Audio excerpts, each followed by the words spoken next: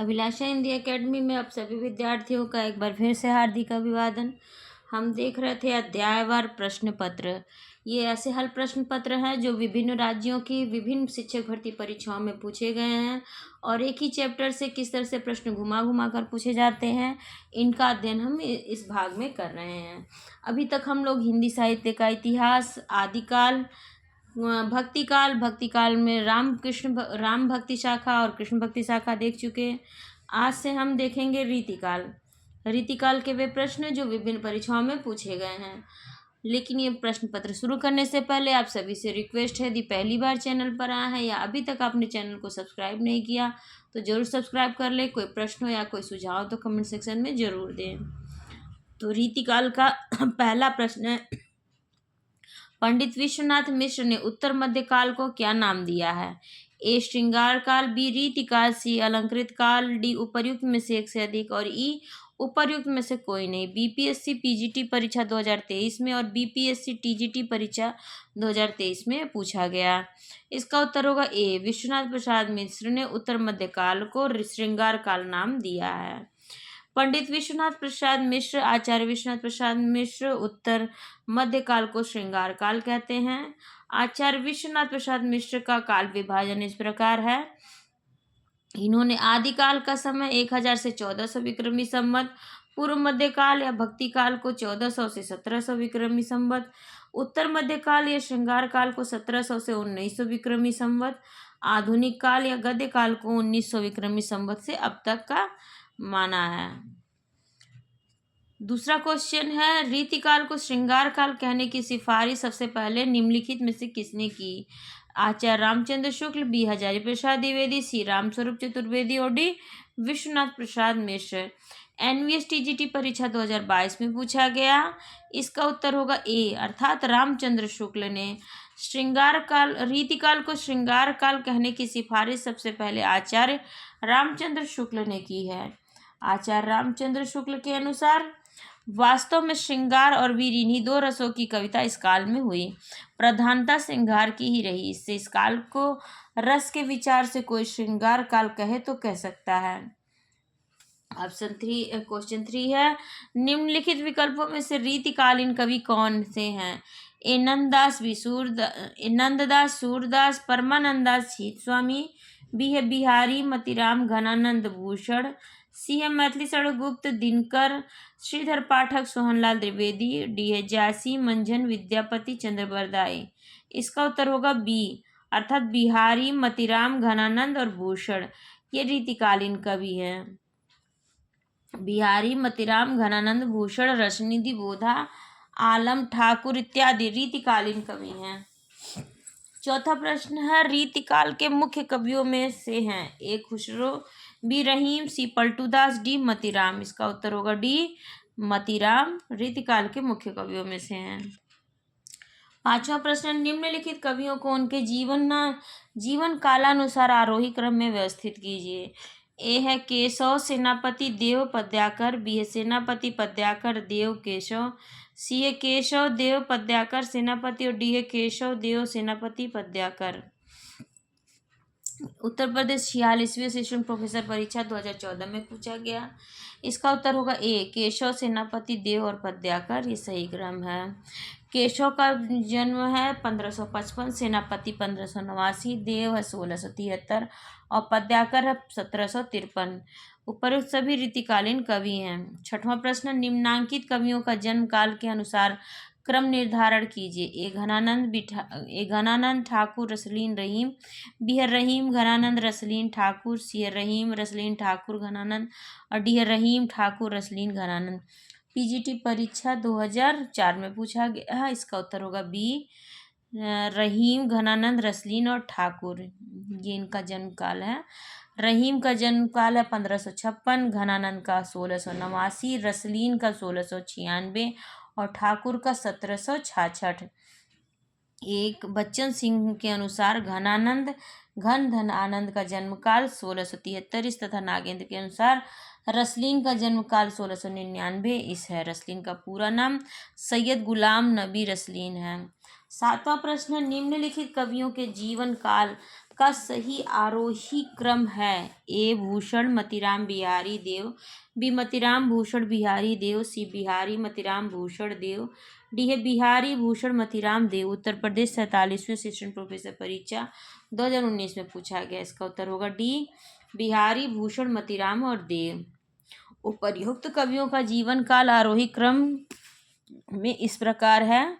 बिहारी भूषण मतीराम देव उपर्युक्त सभी कवि रीतिकाल के रीति सिद्ध कवि माने जाते हैं।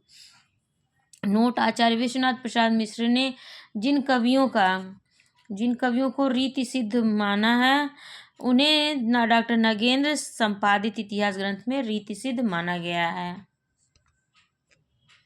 8वां प्रश्न, रीतिकाल की सर्वाधिक व्यापक प्रवृत्ति है?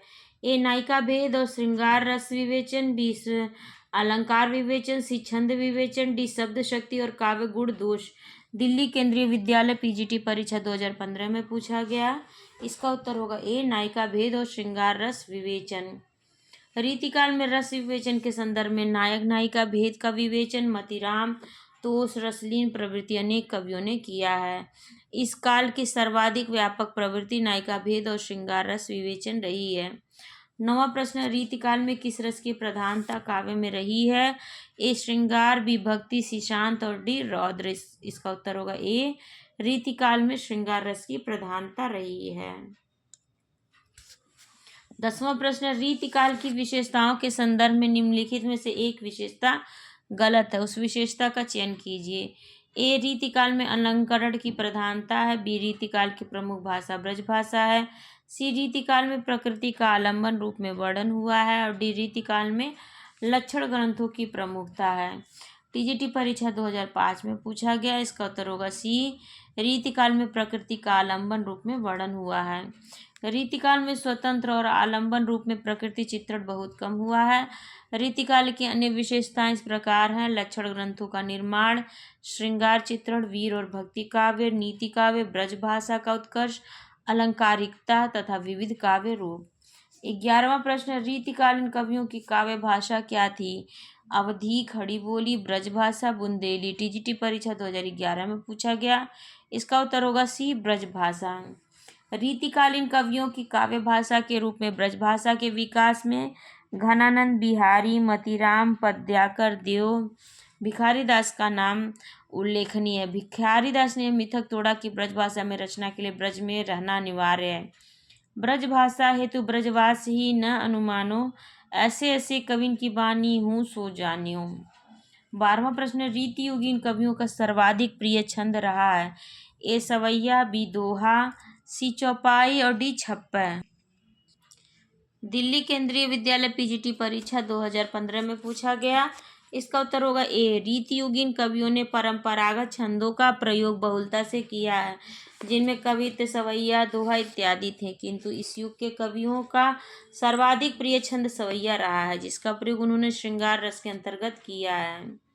13वां प्रश्न, ब्रज भाषा में श्रृंगारी कवियों की परंपरा में इन्हें अंतिम प्रसिद्ध कवि समझना चाहिए। रामचंद्र शुक्ल ने तथ्य किस कवि के बारे में लिखा है? ए ठाकुर, बी द्विजदेव, सी ग्वाल और डी बोधा। यूके पीजीटी परीक्षा 2020 में पूछा गया। इसका उत्तर होगा बी द्विजदेव। आचार्य रामचंद्र शुक्ल अपने साहित्य इतिहास ग्रंथ हिंदी साहित्य का इतिहास में द्विजदेव महाराज समान सिंह के संदर्भ में लिखते हैं, ब्रजभाषा के श्रृंगारी कवियों की परंपरा में इन्हें अंतिम प्रसिद्ध कवि समझना चाहिए। जिस प्रकार लक्षण ग्रंथ लिखने वाले कवियों में पद्याकर अंतिम प्रसिद्ध कवि हैं, उसी प्रकार समूची श्रृंगार परंपरा में ये इनकी भीसी सरस और भावमयी फुटकर श्रृंगारी कविता फिर दुर्लभ हो गई है। द्विजदेव की 2 पुस्तकें शुक्ल जी ने बताई हैं, श्रृंगार बत्तीसी व श्रृंगार लतिका। 14वां प्रश्न, आचार्य रामचंद्र शुक्ल ने रीतिकाल का प्रवर्तक आचार्य किसे माना है? ए आचार्य केशवदास को, बी मतीराम को, सी चिंतामणि को, डी बिहारी को। टीजीटी परीक्षा 2005 में पूछा गया। इसका उत्तर होगा सी अर्थात चिंतामणि। आचार्य रामचंद्र शुक्ल ने चिंतामणि को रीतिकाव्य परंपरा का प्रवर्तक माना है। चिंतामणि के उपरांत रीतिकाव्य परंपरा अविच्छिन्न रूप से चली। अन्य महत्वपूर्ण तथ्य हैं, डॉक्टर भगीरथी मिश्र तथा आचार्य विश्वनाथ ने रीतिकाल का प्रवर्तक आचार्य केशवदास को माना है। चिंतामणि ने रीति को काव्य का स्वभाव कहा है और देव ने रीति को काव्य का द्वार कहा है। 15वां प्रश्न, हिंदी रीति ग्रंथों की परंपरा चिंतामणि त्रिपाठी से चली, अतः रीतिकाल का आरंभ उन्हीं से मानना चाहिए। यह कथन किसका है? ए हजारी प्रसाद द्विवेदी, बी रामचंद्र शुक्ल, सी मिश्र बंधु और D Ramkumar Verma. UPPSC LT grade परीक्षा 2018 में पूछा गया। इसका उत्तर होगा बी अर्थात रामचंद्र शुक्ल। आचार्य रामचंद्र शुक्ल के अनुसार हिंदी रीति ग्रंथों की परंपरा चिंतामणि त्रिपाठी से चली, अतः रीतिकाल का आरंभ उन्हीं से मानना चाहिए। उन्होंने संवत 1700 के कुछ आगे पीछे काव्य विवेक, कविकुल, कल्पतरु और काव्य प्रकाश ये 3 ग्रंथ लिखकर काव्य के सब अंगों का पूरा निरूपण किया और पिंगल या छंद शास्त्र पर भी एक पुस्तक लिखी। 16वां प्रश्न है, रामचंद्र शुक्ल ने रीतिकाल के प्रवर्तन का श्रेय दिया है। ए केशवदास को, बी चिंतामणि को, सी भिखारी दास को, डी मतीराम को। यूके पीजीटी परीक्षा 2020 में पूछा गया। इसका उत्तर होगा बी अर्थात चिंतामणि को। 17वां प्रश्न है, रीतिकाल का समय था 1050 से 1375 विक्रमी संवत, बी है 1700 से 1900 विक्रमी संवत, सी है 1373 से 1700 विक्रमी संवत और डी है इनमें से कोई नहीं। ये टीजीटी परीक्षा 2009 में पूछा गया। इसका उत्तर होगा बी अर्थात 1700 से 1900 विक्रमी संवत। आचार्य रामचंद्र शुक्ल ने रीतिकाल की समय अवधि 200 वर्ष मानते हुए उसकी सीमा 1700 से 1900 विक्रमी संवत अर्थात 1643 से 1843 तक ही माना है। Doctor Ganapati Chandragupta, doctor Mohan Awasthi, doctor Ram Ratan Bhatnagar, doctor Ramashankar Shukla Rasal, doctor Ram Khilawan Pandey आदि रीतिकाल का आरंभ 1600 से मानते हैं। 18वां प्रश्न है, आचार्य रामचंद्र शुक्ल ने रीतिकाल का समय माना है। तो आचार्य रामचंद्र शुक्ल ने रीतिकाल का समय 1700 से 1900 विक्रमी संवत माना है। ये प्रश्न टीजीटी परीक्षा 2016 में पूछा गया। 19वां प्रश्न, आचार्य रामचंद्र शुक्ल ने उत्तर मध्यकाल को क्या नाम दिया है? श्रृंगार काल, अलंकृत काल, रीतिकाल या मध्यकाल। यूपीपीएससी एलटी ग्रेड परीक्षा 2018 में पूछा गया। इसका उत्तर होगा सी रीतिकाल। आचार्य रामचंद्र शुक्ल ने उत्तर मध्यकाल को रीतिकाल नाम दिया। रीतिकाल का नामकरण विभिन्न विद्वानों के अनुसार।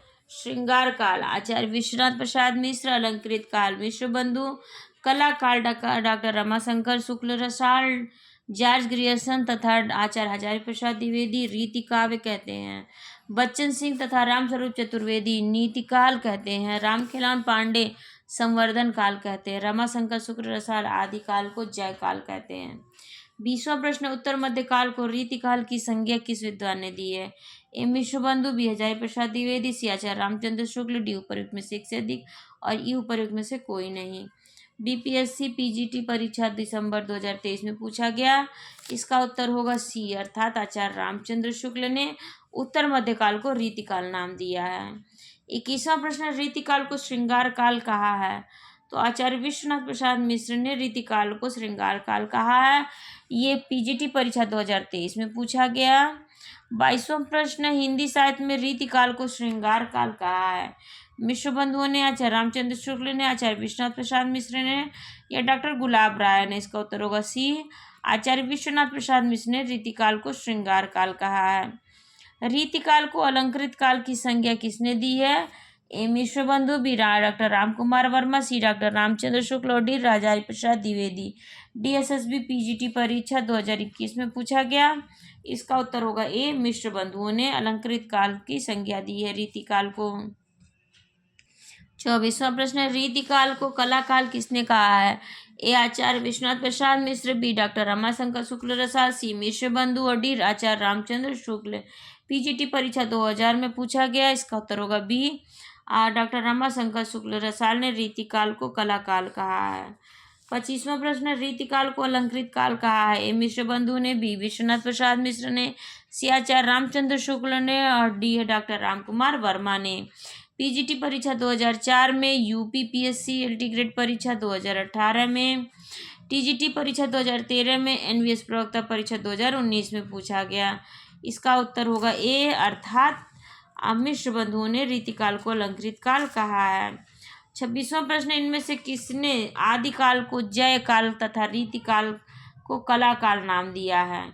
ए doctor Grierson, B doctor Ramashankar Shukla Rasal, C doctor Indranath Madan और डी आचार्य नंदुलारे वाजपेयी। दिल्ली केंद्रीय विद्यालय पीजीटी परीक्षा 2015 में पूछा गया। इसका उत्तर होगा बी डॉक्टर रमाशंकर शुक्ल रसाल ने आदिकाल को जयकाल तथा रीतिकाल को कलाकाल कहा है। केंद्रीय दिल्ली विद्यालय पीजीटी परीक्षा 2015 में पूछा गया। तो इसके बाद अभी शुरू होता है रीतिबद्ध। रीतिबद्ध हम ये अगले भाग में बनाएंगे इसके वीडियो। तब तक आप लोग जो पहली बार चैनल पर आए हैं, अभी तक चैनल को सब्सक्राइब नहीं किया, उसे जरूर सब्सक्राइब कर लीजिए। कोई प्रश्न या कोई सुझाव तो कमेंट सेक्शन में ज़रूर दें। आप सभी का बहुत बहुत धन्यवाद।